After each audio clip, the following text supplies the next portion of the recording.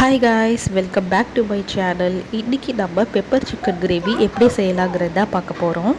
இதை நம்ம ரைஸ் கூடயும் சப்பாத்தி கூடயும் வச்சு சாப்பிட்டா சூப்பராக இருக்கும்.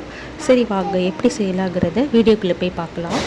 வீடியோக்குள்ளே போகிறதுக்கு முன்னாடி நம்ம சேனலை சப்ஸ்கிரைப் பண்ணலாம். மறக்காமல் சேனலுக்கு சப்ஸ்கிரைப் பண்ணிவிட்டு பக்கத்தில் இருக்க பெல் ஐக்கானை கிளிக் பண்ணிக்கோங்க. நான் இன்றைக்கி 1/2 kg சிக்கன் நல்லா வாஷ் பண்ணி வச்சுருக்கேன்.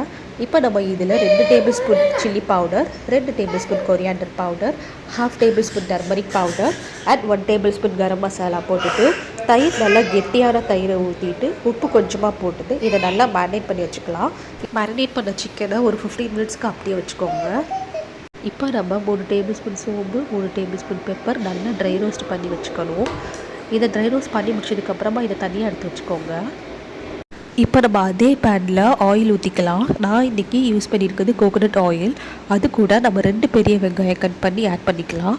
ஆனியன் கூடவே நம்ம கொஞ்சமாக லைட்டாக சால்ட் ஆட் பண்ணிட்டோன்னா அது கொஞ்சம் சீக்கிரமாகவே வதங்கிடும். ஆனியன் நல்லா கோல்டன் ப்ரௌன் ஆகிற வரைக்கும் நம்ம சிக்கன் எதுவுமே ஆட் பண்ண வேண்டாம்.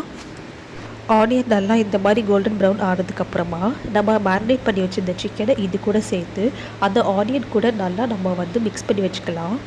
இப்போ இந்த சிக்கனை மூடி போட்டு ஒரு 15 மினிட்ஸ்க்கு லோ ஃப்ளேம்லேயே குக் பண்ணிக்கோங்க. இப்போ சைடில் நம்ம பெப்பர் அண்ட் சோம்பு ட்ரை ரோஸ்ட் பண்ணதை மிக்சியில் நல்லா கிரைண்ட் பண்ணி எடுத்து வச்சுக்கலாம். 15 மினிட்ஸ்க்கு அப்புறமா நம்ம மூடி ஓப்பன் பண்ணி பார்த்தோம் அப்படின்னா நல்லா சிக்கன் குக் ஆகியிருக்கும், எண்ணெய் பிரிஞ்சு வந்திருக்கும்.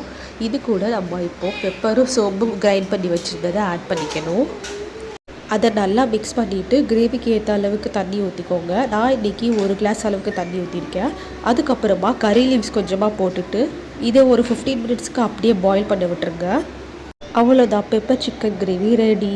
நீங்களும் இந்த ரெசிபியை ட்ரை பண்ணிவிட்டு எப்படி இருந்துச்சுன்னு சொல்லிட்டு மறக்காமல் கமெண்ட்ஸில் சொல்லுங்கள். இந்த வீடியோ உங்களுக்கு பிடிச்சிருந்துச்சுன்னா கண்டிப்பாக லைக் பண்ணிவிட்டு ஷேர் பண்ணுங்கள். பாய் பாய்.